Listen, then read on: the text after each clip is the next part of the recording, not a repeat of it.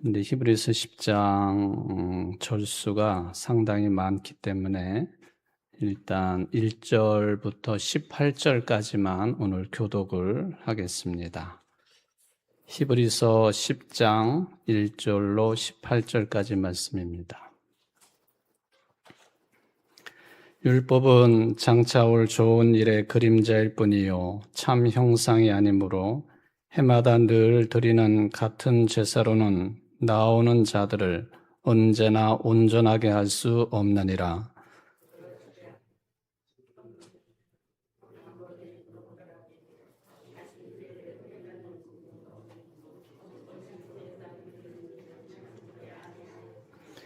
그러나 이 제사들에는 해마다 죄를 기억하게 하는 것이 있나니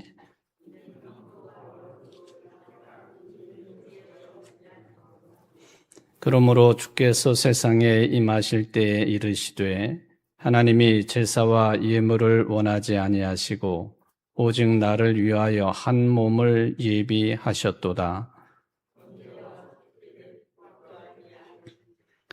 이에 내가 말하기를 하나님이여 보시옵소서 두루마리 책에 나를 가리켜 기록된 것과 같이 하나님의 뜻을 행하러 왔나이다 하셨느니라.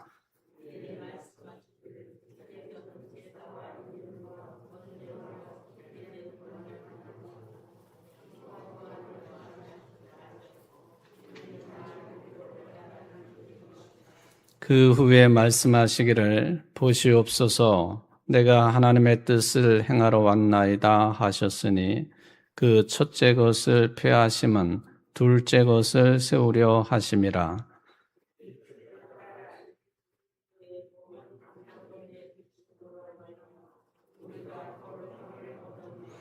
제사장마다 매일 서서 섬기며 자주 같은 제사를 드리되 이 제사는 언제나 죄를 없게 하지 못하거니와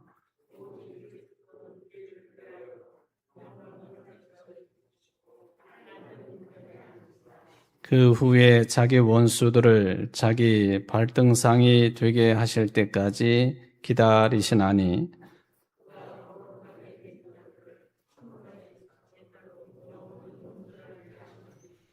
또한 성령이 우리에게 증언하시되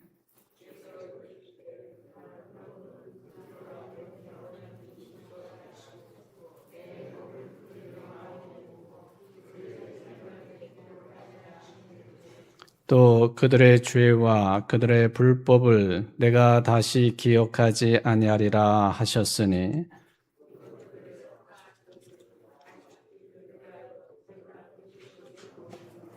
아멘.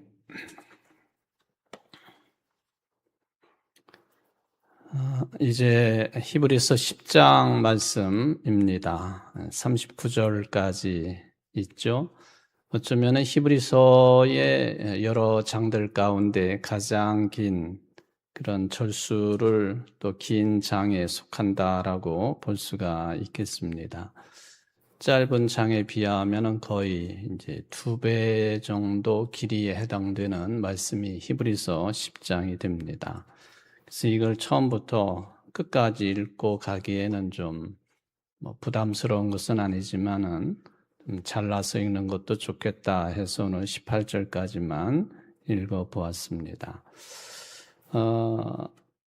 이 10장까지의 그 흐름, 9장까지의 내용의 흐름을 생각을 해보면은 계속 반복해서 듣는 말씀들이기 때문에 여러분들이 대충은 그래도 어떤 내용이다 하는 것을 알 것이라고 하는 전제를 가지고 말씀을 드립니다.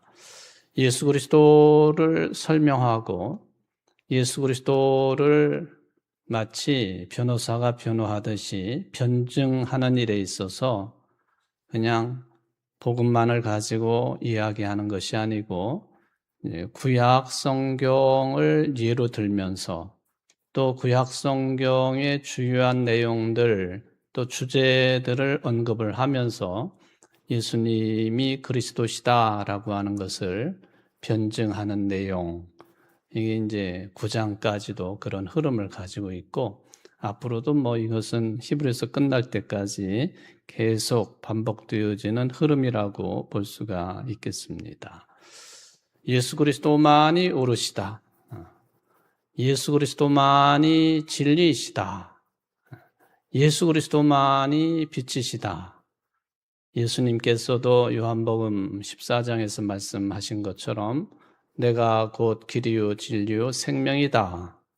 당신 스스로에 대해서 그렇게 규정을 짓고 그 진리 또 옳은 것이라고 말씀하셨는데, 히브리서는 그것을 변증하기 위해서 이 말씀을 들어야 되는 유대인 출신 히브리인들에게 저들이 잘 알고 있는 구약 성경의 내용을 예로 들면서 또는 비교를 해가면서 또는 조금 더 자극적으로 표현하면 이것은 옳고 이것은 그르다. 그런 식으로 예수 그리스도에 대한 변증을 하고 있다 하는 것이죠. 마치 변호사가 재판정에서 어떤 사람을 변론하는 것처럼 이 사람의 주장이 옳습니다. 그런 거죠. 그러니까 예수 그리스도를 구약에 근거해서 왜 옳은 것인지, 또 왜 진리이신지, 또 왜 온전하신 분이신지 이것을 설명해주고 있는 변증의 내용들이다라고 9장까지 내용을 좀 짧게 표현을 해볼 수가 있겠습니다. 오늘 10장을 5단락으로 나누어서 이제 생각을 해볼 수가 있겠습니다. 오늘 18절까지 읽었는데 이제 1절부터 10절까지가 첫 단락이다. 굳이 그렇게 나누지 않아도 되겠지만은 좀 접근하기가 좀 편리하게 그렇게 나눕니다. 1절부터 18절까지. 그리고 두 번째 단락이 11절부터 18절까지 내용, 뭐 이런 식으로 구분이 가능하겠습니다. 그리고 세 번째 단락은 이제 19절부터 25절까지, 네 번째 단락은 26절에 31절까지, 다섯 번째 단락까지 나누어서 나머지 이제 32절부터 39절까지가 다섯 번째 단락으로 편의상 구분을 해서 말씀을 드려보도록 하겠습니다. 그래서 이 10장의 결론이 뭘까? 제가 제목은 굳게 섭시다 그렇게 제목을 잡았는데요. 이게 이제 마지막 단락쯤 가서는 이게 10장에서 말씀하시는 결론이겠구나라는 느낌을 받게 됩니다. 일단 첫 단락 1절부터 10절까지를 좀 생각을 해 보도록 합니다. 9장까지가 바로 구약의 어떤 신앙, 종교적인 전통, 유대교죠. 유대교적인 전통, 이런 것을 매개로 삼아서 예수 그리스도를 변증했다라고 하는 말씀을 드렸는데, 그 구약의 핵심이 뭐냐? 그것은 곧 이제 두 단어가 등장을 하는데, 하나는 율법이고 또 다른 하나는 제사 아닙니까? 이것도 계속 여러분들이 반복해서 들으신 내용이죠. 구약 전통의 핵심은 율법과 제사 행위로 대별을 할 수가 있다 하는 것이죠. 그런데 이 구약의 핵심적인 주제가 되는 율법과 제사는 궁극적이지 못하다 하는 것입니다. 영원하지 못한 것이다. 일시적인 것이다. 그런 말씀입니다. 유대인들이 들을 때에는 뭐 황당한 그런 이야기로 들려질 수밖에 없지요. 어떻게 율법과 제사를 제한적인 것으로 말할 수 있느냐? 그런데 히브리서는 율법과 제사는 궁극적인 것이 아니다. 최종적인 것이 아니다. 그런 이야기입니다.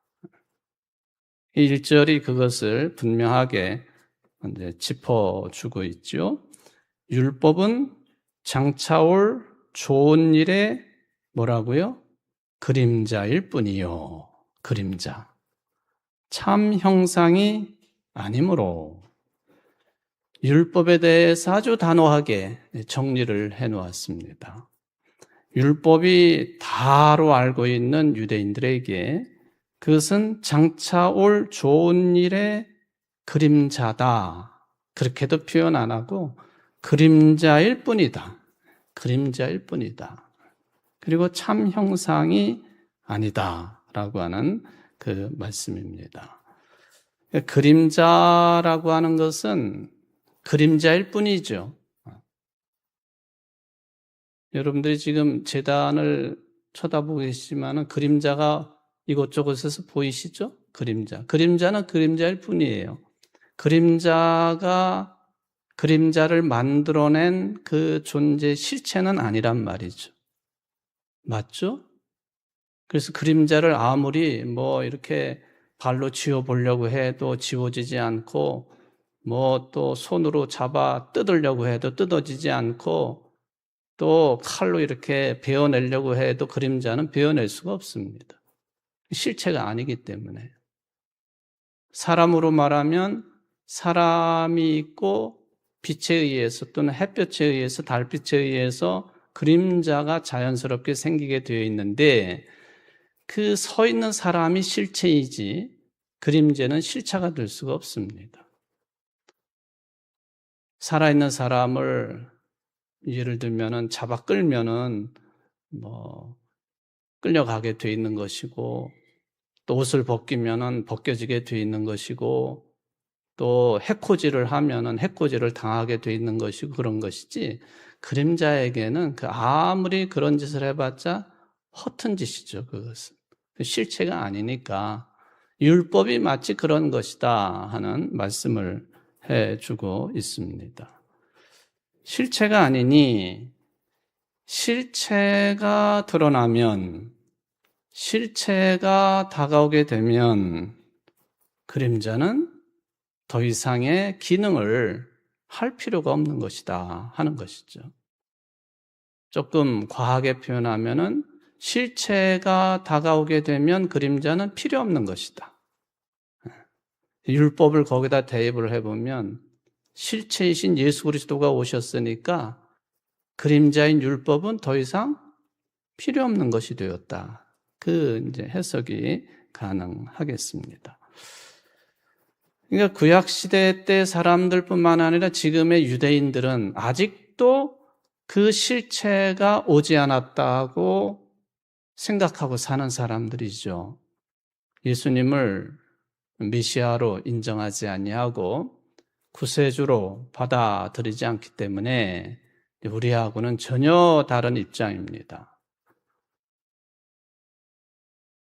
그러니까 그 사람들에게는 아직도 실체가, 즉 예수 그리스도께서, 즉 그리스도 메시아가 오시지 않았기 때문에 여전히 그림자가 필요한 거예요. 즉 그림자인 율법이 필요한 것이다. 율법에 대해서 좀 긍정적으로 표현한다고 할까요? 율법의 필요성을 이야기한다면 율법은 그 정도의 역할뿐이다 하는 것이죠. 계속 똑같은 주제인데 제가 표현만 다르게 하고 있으니까 좀 헷갈릴 수도 있겠지만은 본질은 같습니다. 율법은 그림자인데 아직도 그림자만 보고 있는 사람들에게는 율법이 그 정도의 역할을 하는 것뿐이다. 그 말씀입니다. 그리고 두 번째 내용 1절에서 보면은 참 형상이 아니다라고 말씀을 하셨습니다. 이것은 이제 제사와 관련된 언급이라고 볼 수가 있겠습니다. 1절 후반절에 보면은 이제 제사라고 하는 것이 제사를 드리는 사람들, 또 제사 드리러 나오는 사람들, 그 제사가 그런 사람들을 온전케 할 수 없기 때문에 참 형상이 아니다 하는 논리를 이제 이 히브리서는 가지고 있습니다.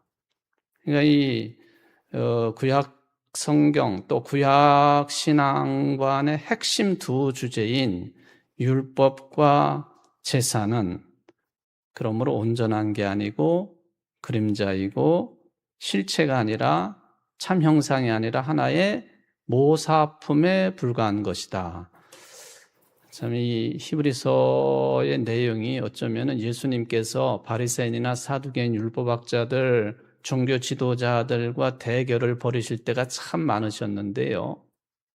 그 사람들과 대결처럼 그런 어떤 논리적인 대결을 벌이실 때에 하셨던 말씀보다도 훨씬 더 과격합니다. 히브리서 내용이. 아예 실체가 아니라고 그러고 참 형상이 아니라고 그러고. 그러니까 어찌 보면은 예수님이 던져놓으신 복음의 말씀을 해석하고 또 믿는 자들에게 더욱이 아직도 율법과 제사에 매여 있는 히브리 사람들에게 이런 표현들은 상당히 충격적으로 다가설 수밖에 없는 내용이다라고 볼 수 있습니다. 근데 이제 이런 내용들이 이렇게 설명을 드리면은 좀 이해가 될 듯 하기도 하고 조금 이게 왔다 갔다 하기도 하고 제 표현이 그러니까요. 근데 실질적으로 이게 이해를 하는 것이냐 하는 것하고는 좀 차이가 있다고 보여집니다. 그래서 조금 더 깊이 생각을 할 필요가 있겠습니다. 여러분 이제 톡 까놓고 이야기하면은 율법이라고 하는 것, 제사도 마찬가지지만은 율법이라고 하는 그 자체는 유대 사회에서 이스라엘 사람들, 히브리 사람들 사이에서 엄청난 위상을 가지고 있는 내용들입니다. 가장 위대한 지도자인 모세를 통해서 시내산에서 하나님께서 십계명 돌판을 주신 내용, 어쩌면은 하나님을 대면하면 죽는 것이라고 알고 있는 그런 내용들 속에서 모세는 하나님을 대면하듯이 대면하시고 하나님께서 주시는 이 율법의 기초가 되는 십계명 10마디 말씀을 받아서 시내산에서 내려온 것 아닙니까?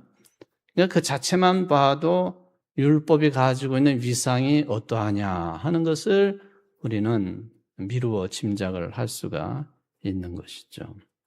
자, 율법의 기능이 뭘까요? 성경에 보면은 사도 바울도 그렇고 신약 성경 곳곳에서 그런 개념이 등장을 하고 있는데요. 율법은 무엇을 생각나게 하지요? 오늘 본문에도 약간 그 비슷한 표현이 나와 있는데 율법을 듣거나 율법을 읽으면은 내가 저지른 뭐가 생각나고 뭐가 기억이 날까요? 죄. 율법이 있어야만이 죄가 무엇인지가 드러난다는 거 아닙니까? 그렇죠. 일반 사회법을 보더라도 법이 있으니까 법이 수많은 조문으로 그렇게 되어 있는데 세상이 복잡해질수록 그 조문은 더 늘어나게 되어 있습니다. 그런 게 있기 때문에 거기에 따르면은 내가 잘못한 것이구나. 내가 범법자구나 하는 것을 알 수 있지 않겠어요? 그러니까 법이 없으면 그 기준이 아예 없어지는 거예요. 그러니까 누가 무엇을 잘못했는지 또 죄를 지었는지 그게 구별이 안 되는 거죠. 율법도 마찬가지입니다. 여러분 3절 한번 보세요. 그러나 이 제사들에는 해마다 죄를 기억하게 하는 것이 있나니 제사에 관한 이야기지만은 율법도 똑같아요. 율법을 듣거나 읽게 되면은 가장 먼저 드는 생각이 내가 뭘 잘못했나? 내가 어떤 죄를 저질렀나 크게 기억나게 되고 생각나게 돼 있다는 거예요. 그러니까 이건 율법의 아주 중요한 기능입니다. 그렇죠. 율법의 중요한 기능이에요. 그러니까 율법은 매우 소중한 히브리 사람들에게 신앙적 자산입니다. 그리고 여러분들이 지금 뭐 유대인이 아니고 히브리인들이 아니지만은 신약 시대를 넘어서서 성령의 시대, 교회 시대를 살고 있는 분들이지만은 여전히 율법 정신 또는 율법과 같은 그런 규제 또는 어떤 컨트롤 없이는 살 수 없는 사람들이다 하는 것을 교회 생활만 봐도 알 수 있는 겁니다. 여러분, 예를 들면 예배에 대해서 한번 생각해 보십시오. 내가 주일 예배를 드리지 못했어요. 드리지 못했어. 그러면 어떤 생각이 드시나요?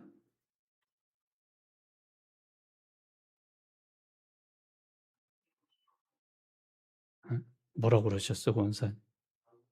아, 주일 예배, 주일 성수를 못한 마음이 깨우치 못하다.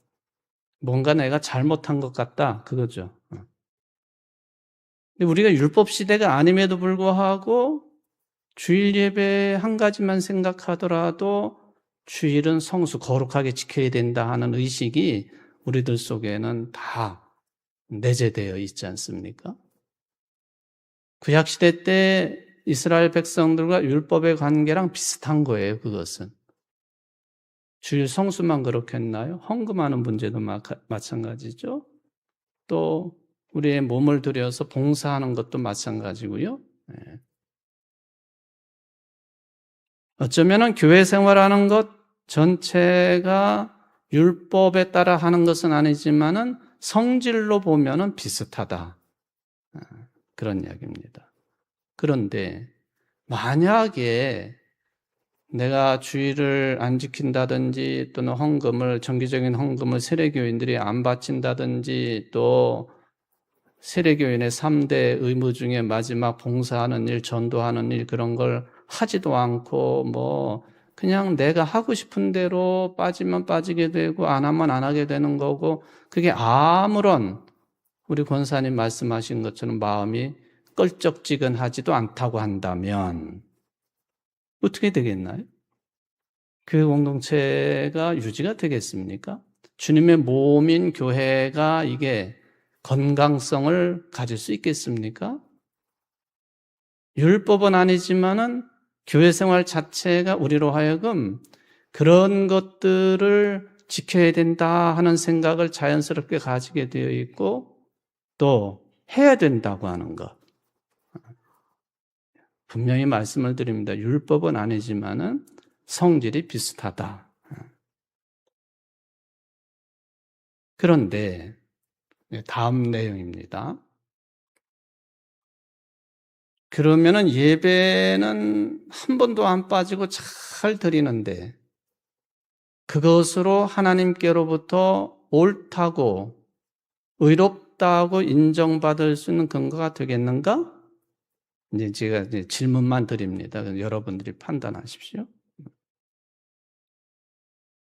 내가 한 번도 안 빠지고 주일 성수를 하고 온전한 11조와 정기적인 헌금을 드리고 봉사와 헌신을 하고 그렇게 해서 내가 하나님 앞에 인정받을 수 있는 완전한 상태로 들어간다고 보장이 되는 것인가?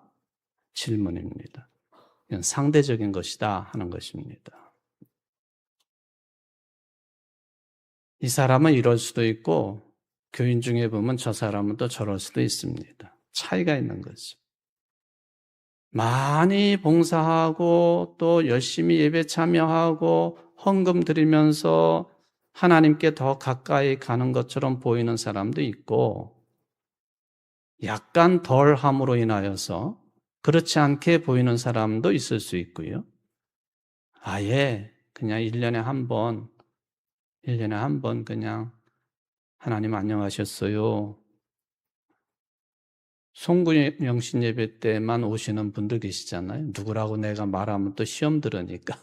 송구영신 때만 오시는 분들 계시잖아요. 이전에 한 번 오셔서 하나님 그동안 안녕하셨어요. 1년 동안 잘 보호해 주세요. 하는 분, 그런 분들도 있을 수 있단 말이죠. 그러면은 이 사람은 정말 잘한 것이고 이 사람은 정말 못한 것이다. 여러분, 우리가 시험에 들지 말아야 될 것은 그건 사람의 판단이라는 거죠. 사람의 판단. 그러니까 그런 사람의 판단이 있기 때문에 나는 죽어라 하고 예배드리고 죽어라 하고 헌금하고 죽어라 하고 봉사하는데 아니 저 사람은 뭐 가끔 보이고 주일 빠지는 것을 밥 먹듯이 하고 뭐 이래도 뭐 별 차이가 없어 보이네. 이런 비교의식이 생기게 되어 있고 그것이 큰 시험거리가 될 수 있다는 것이죠. 근본은 사람의 판단이라고 하는 것입니다. 이것을 제가 율법을 설명드리면서 뭐 교회 생활을 이제 비교를 하기는 했지만은 그림자다, 그림자. 참 형상이 아니다. 그런 것 가지고 신앙이 있네 없나 평가하는 것 사람이 하는 일이죠. 어쩌면은요, 우리 인간의 눈으로 볼 때 겉으로는 덜 하는 것 같고 또 부족한 것 같고 열심히 없는 것 같고 그리고 이것저것 보면은 늘 뒤로 처지는 사람이라 할지라도 정말로 하나님 앞에서는 진실한 사람이 있을 수 있는 거죠. 이건 우리가 인정을 해야 되는 겁니다. 이런 것들을 율법으로는 평가할 수가 없다는 거예요. 율법은 사람을 겉으로 드러나는 것만 가지고 평가하는 것이기 때문에 그렇다 하는 것이죠. 율법을 넘어서서 사회를 살아가면서 우리가 이제 일반 뭐 교인 아닌 사람들하고도 같이 어울려 생활을 하고 있는데 아무리 좋은 헌법, 아무리 좋은 뭐 법이 있다고 하더라도요. 그게 이제 뭐 윤리, 도덕, 법 다 비슷한 어떤 내용이라고 본다면은 윤리든 도덕이든 법이 아무리 발달해 있고 발전되어 있고 해도 그 사회가 그것만 가지고 온전해질 수 있느냐? 그러니까 율법과 비교해도 똑같은 겁니다. 율법을 그렇게 잘 지켰는데 유대인들 종교 지도자들은 어찌 그렇게 길이요 진리요 생명이신 예수님에게 맨날 혼나기만 했을까요? 그것 가지고 온전해질 수 없다는 것입니다.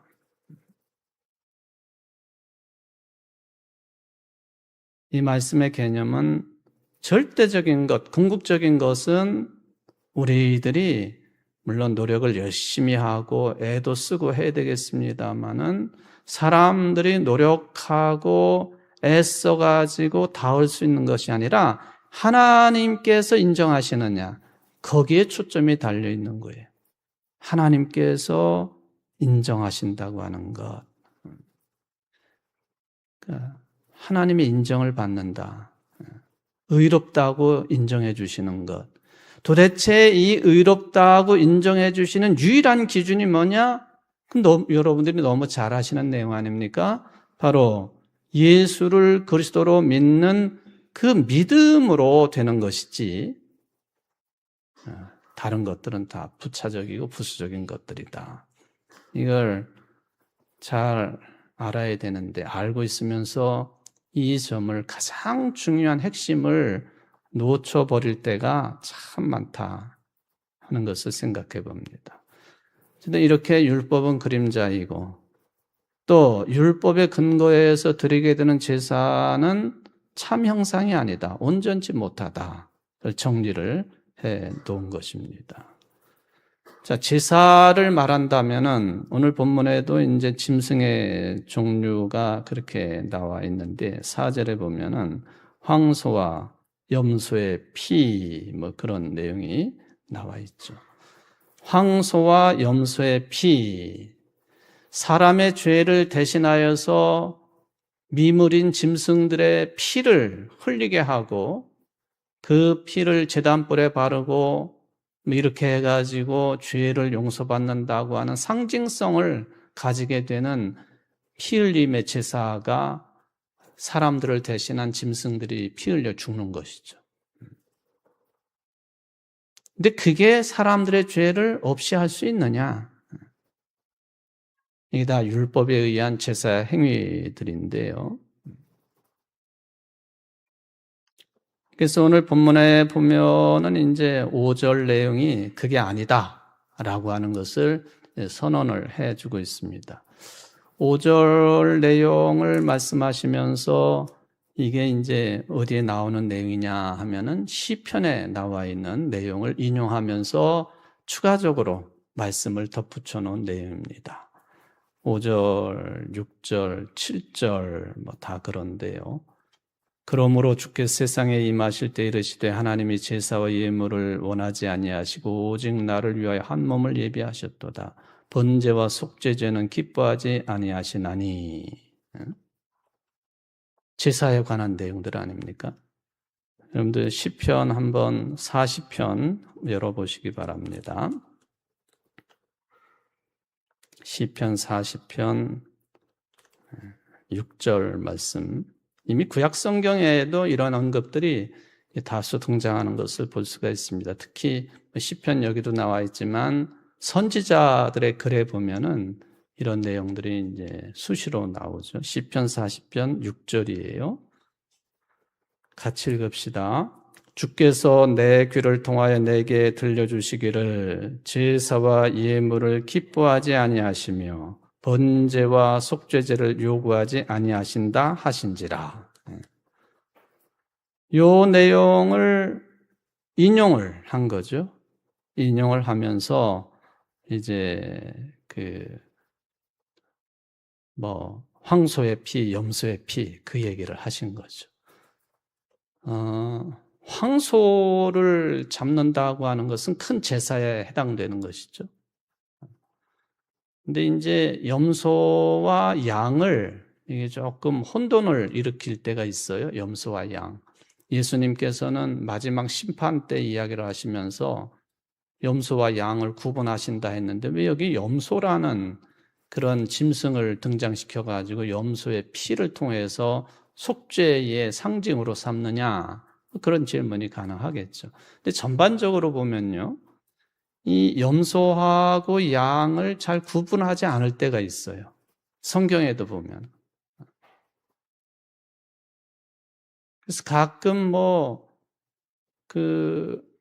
어떤 외국이나 이런 데에서 고기 종류를 이야기할 때 이게 염소하고 양은 다르게 부르는 명칭이 분명히 있거든요. 근데 다 염소로 부르는 경우도 있고 다 양으로 부르는 경우도 있고 그래요. 뭐 어떤 게 어떤 맛인지 구별하기는 쉽지가 않지만은 이 명칭 자체가 좀 우리가 듣기에는 헷갈릴 때가 있는데 여기 이제 양이면 양이지 여기 염소의 피라고. 근데 언젠가 제가 주일 예배 시간에 이 염소를 잡는다 하는 얘기를 이제 한 적이 있어요. 염소를 잡아가지고 하나는 제사용으로 쓰고 한 마리는 아사셀을 위하여 광야로 내보낸다 하는 그런 이야기를 드린 적이 있는데 혹시 기억이 나시나요? 대속죄일 때에 염소 2마리를 가지고 한 마리는 잡아가지고 피를 바르고 한 마리는 광야로 아사셀을 위하는 염소다 해가지고 광야로 데리고 나가죠. 제가 그때 광야에 어느 곳까지 이 염소를 끌고 가느냐 하는 아마 사진도 보여드리면서 그 현장을 보여드리며 설교를 했던 기억이 나는데요. 그러니까 이 아사셀을 위한 염소는 그 머리 위에 안수를 하고 광야로 내쫓는 거죠. 이 염소는 혼자서 못 살아요. 그러니까 아사셀의 골짜기, 저 깊은 골짜기로 굴러 떨어뜨려 가지고 거기서 뭐에 잡혀 먹든지 혼자서 굶어 죽든지.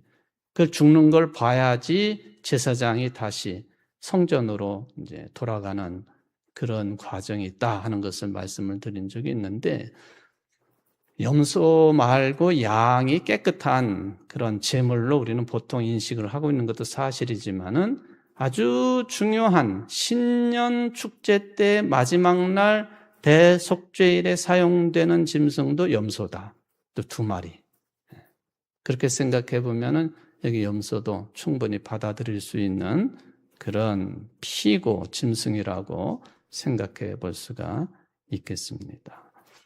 여러분들 성경책에 혹시 그 각주를 보시면 각주의 이 5절 요 내용 또 6절 요 내용에 성경이 다 다른 버전으로 가지고 계셔서 모르겠는데, 제가 찾아본 거는 니은, 그 5절이나 6절을 밑에다가 다시 각주를 달기를 니은 해놓고 시편 40편 6절 인용 또는 그렇게 표기된 것이 이제 있을 수 있겠습니다. 그러니까 하나님이 제사와 예물을 원하지 아니하시고, 히브리서 기자가 말씀하시기를 오직 나를 위하여 한 몸을 예비하셨도다. 그리고 번제와 속죄제는 기뻐하지 아니하시고, 여기 이제 우리들이 그 율법이 이런 차원에서는 아직도 유효하다, 뭐 그런 개념의 말씀을 좀 전에 드렸는데, 그러니까 제사와 예물을 원하지 아니하시고 또 번제와 속죄제는 기뻐하지 아니하신다.